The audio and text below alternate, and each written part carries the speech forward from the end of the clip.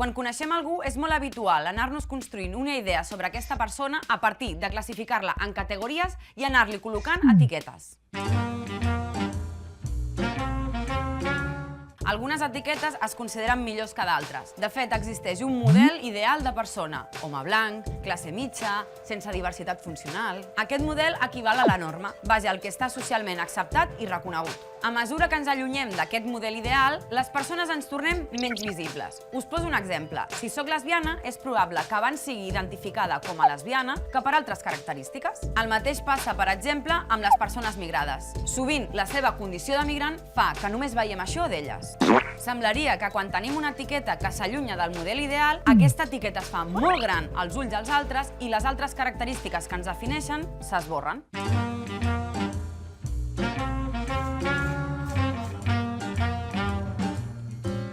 I per què passa això? Quan ens trobem amb persones que surten d'allò que per nosaltres és conegut o normal, tenim un curtcircuit.